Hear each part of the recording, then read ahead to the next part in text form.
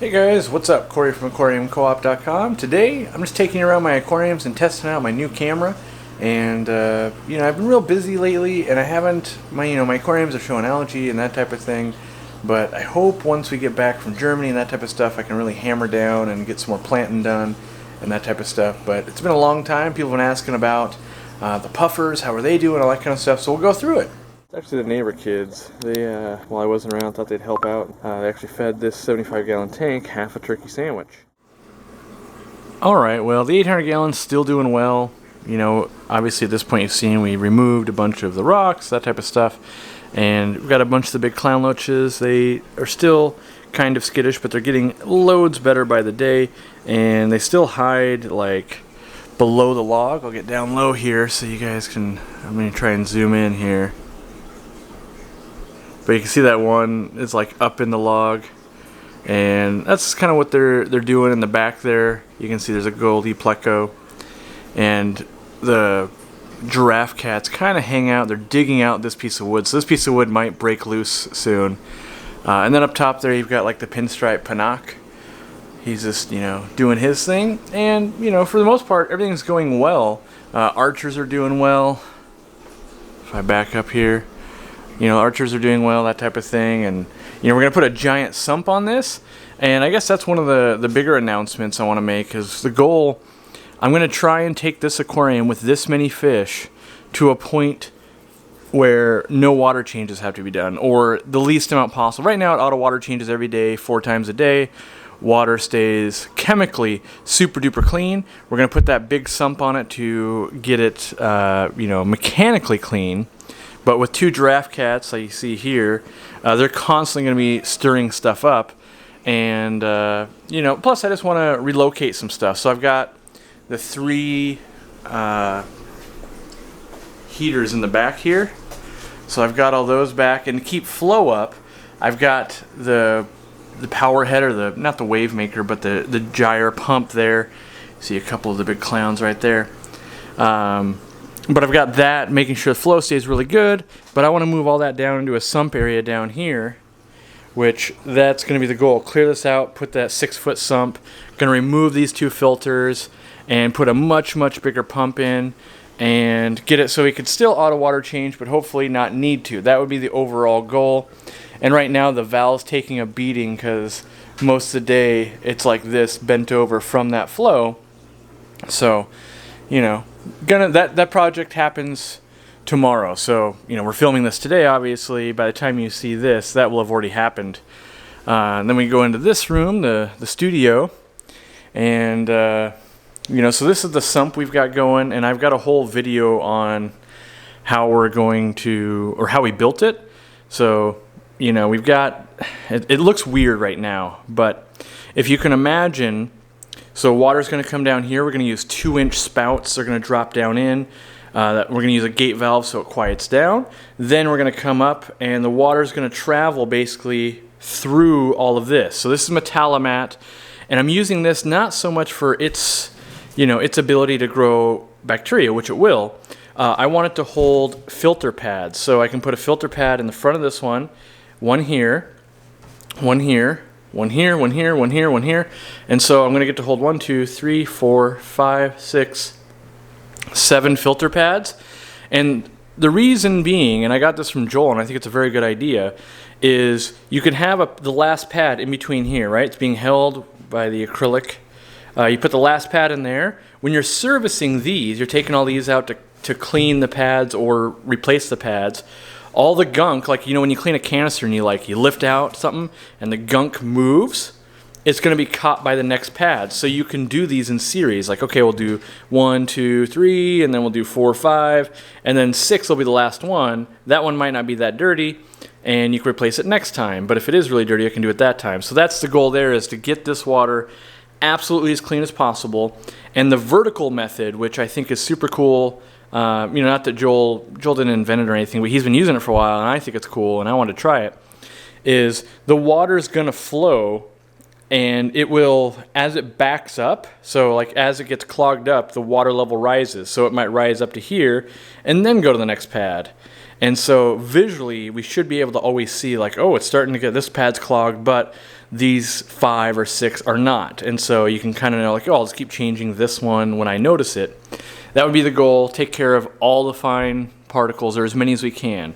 Then this sump over here, or not this sump, but the same sump over here, I've got under gravel filters. Now what I want to do here is I want to get like 2 inches of crushed coral and run a ton of air. So one, I'm going to supply a bunch of air to the 800 gallon, which that's something that's always want to do anyway. Then I want to pull the remainder of the fine. So if anything makes it through the very fine filter pads we're going to run through here, this would be like, you know, 10 micron stuff. Hopefully the crushed coral would catch it. On top of the crushed coral, I'm going to put probably another 6 or more inches of bio rings. So as many bio rings as I can get in there, so that I'll have tons of biological filtration. And then the last chamber here will be the pump. This is a 3,000 gallon per hour pump. This is going to pump everything back into the main display tank. So that's the 6-foot sump. It originally started as 135 gallon. I think it's now down to about 100 gallons. We're going to see how that handles, because with an 800 gallon aquarium, 1 inch of water, we did the math and it was something like 50 gallons of water or something like that. So right now I have the other sump off, but if the water level drops that much, all that has to be displaced somewhere, and it came out to like 50 gallons. So you've kind of got this weird scenario where you have to run water in there so it can always run. So maybe the operating level is, you know, somewhere here-ish, but then it's got to be able to hold 50 gallons. And then in the last chamber also, which you can't see, is we're going to put a sump pump. Well, we're not going to use a sump pump. We're going to put a pump here with a float valve so that we can auto water change, because on the other side there, the pipe coming across will be higher than the sump, and so I can't use gravity. And it'll be set up similar to something like this over here. If I take this piece out, ooh, here's the sink area, by the way. Down low, we've got that sump pump right there and the float valve installed on this sump. So we basically installed a sump for the sink, and it was in case any babies went down, which, you know, hasn't been happening or anything like that.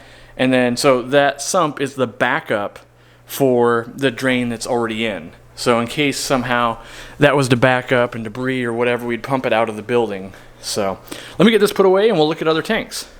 Alright, so I turned the lights off here in the studio so to make it a little bit easier on filming, but this is currently the Schoutedeni puffer tank with the leopard frog plecos, and you can see there's a bunch of clam shells and that type of thing, and it's kind of that mountain look in the center. But the puffer males have been crazy aggressive with each other, but they're not really getting nipped up.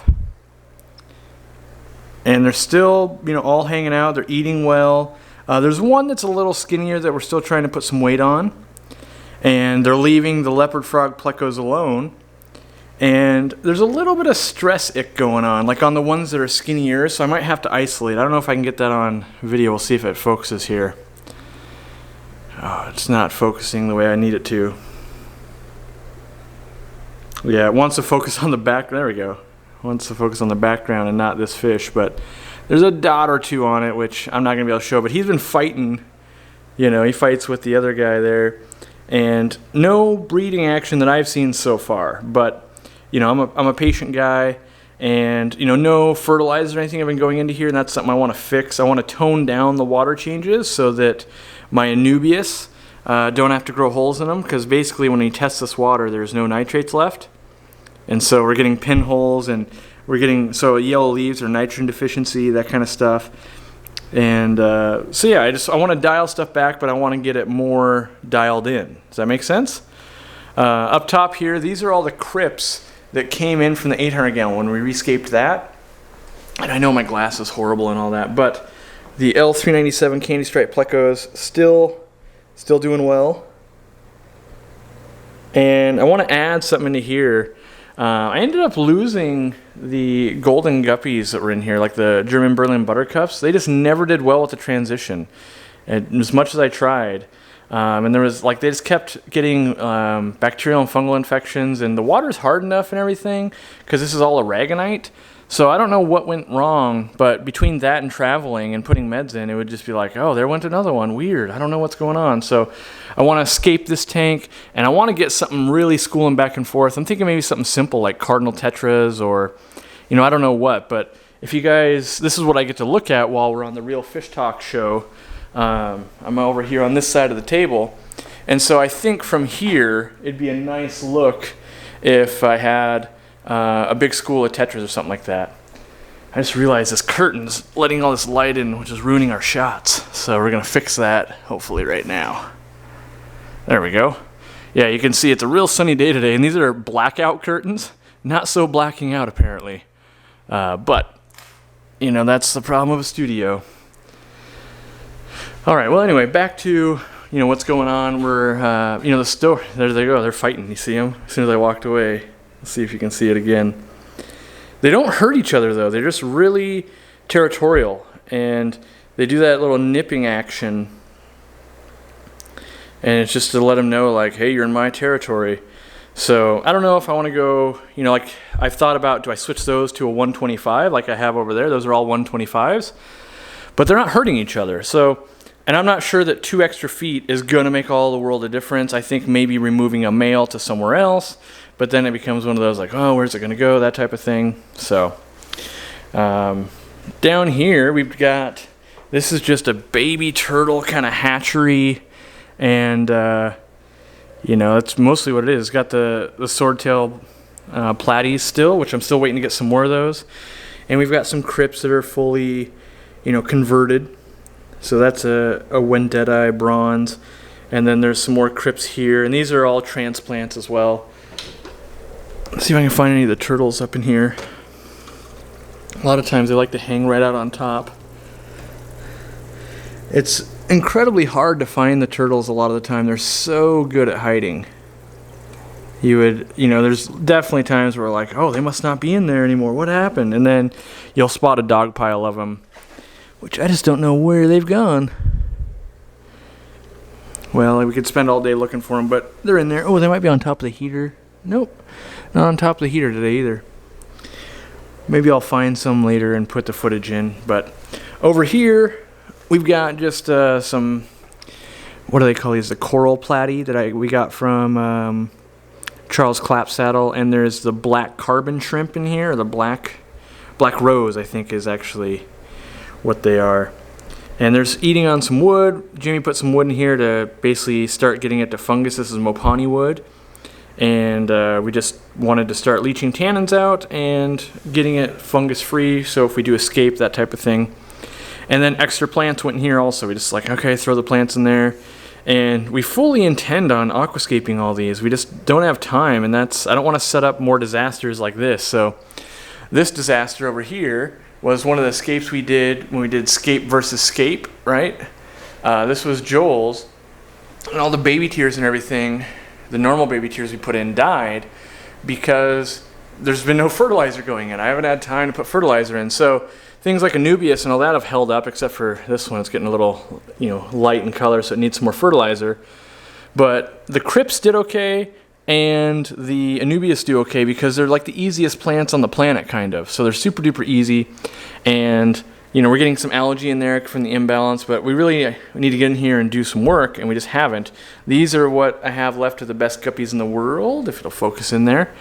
And that's the big female, and we've got some fry in there. Let's see, where'd that fry go? Right there.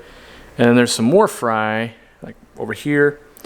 And so yeah, there's, I need to recut. Part of the problem is I need to recut how high that piece of pipe is so that the water level is filled all the way. So it's, on the to-do list of a million other things to do. And then over here, we've got the strawberry bettas, the Alba marginatas. Super cool. By the way, once I get a different lens, this will be a little bit brighter. But also, there's a lot of tannins in here, and the light is pushed to the back. So if I fix that, like if we move this light up, then all of a sudden this fish will look a lot better. But then we grow algae on the front too if it's not balanced enough. But yeah, looking good with those white fins. There's the female there. And we've got the Harlequin rasboras. This is a Pontigeton ovaceus, one of the easiest plants. Also, no fertilizer's gone into this tank.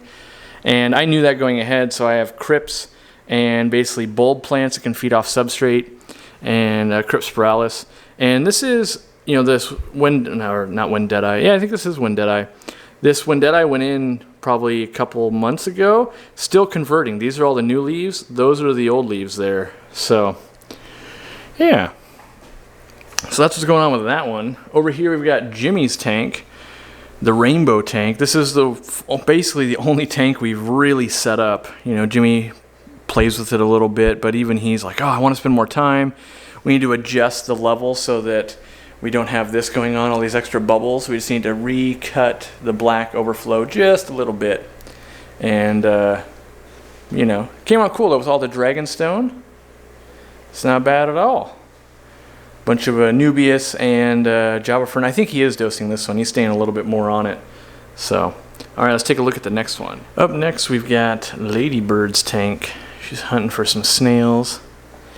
She was just blowing right there and created that spot, but she's doing good with the hyphen platies. But need to escape this tank. I want to get something in here. I just don't know what, because wood, maybe, rock, maybe, but she's going to grow pretty fast. You know, she's already, you know, if the tank's 18 inches, she's about 9 inches already, so I don't want to, like, you know, build it too much and then have a hard time getting her out when we upgrade her, that type of thing. So, just basically been feeding and water changing her. Down low, got the blood parrot tank. They finally settled in and, you know, are doing quite well. Obviously, I haven't escaped. There's tons of plecos, as you can see. So all those guys down there, and that's a Pontigeton bovinianus. I don't know why we don't sell more of those. I love that plant. It's uprooted at the moment because there's only like a 1/4 inch of substrate in here. That's a red bristlenose, and yeah, they're looking to get fed is what they're looking to do. But we've got the sponge intake back there needs to be serviced, so I'll be doing that once I get done with this video and you know, testing out this camera. The camera takes pretty good shots. It's basically my new little vlogging camera that I want to take instead of, well, in addition to a cell phone, because power issues and that kind of stuff. So maybe I'll take a bunch of pictures and show you guys what it can do, because it does pictures really well, which is nice. I definitely do love that. And then down here we've got the turtle setup. They're still just doing their thing. We feed them. I still need to set up. I've got UV lights ready to go. I'm waiting for a 4-foot fixture that it's one of those things like, yeah, you're gonna get the fixture for free, you know, from a friend, and then it keeps getting forgotten, so I haven't set it up. But I can't really plant this tank. Mostly I can set up a lay box and that type of thing, and there's a bunch of turtles. I want to build a cool ramp and all that, but I'm waiting to shoot the video all at once as opposed to piecemealing it together. And we're just running a canister filter on it. Comes in from the side over there, and running a Fluval light on this side. And we'll probably have 2 of the panels open because the UV doesn't go through glass. So, you know, we'll want a big basking area and all that. I can't open this container and feed these guys, but I'm going to take a bunch of pictures and maybe do some montage of pictures, because that's what I love this little camera. It's not the greatest for filming, but it's still pretty good, I think. You know, I'm enjoying it quite a bit. So I'm going to take pictures and let me know what you guys think.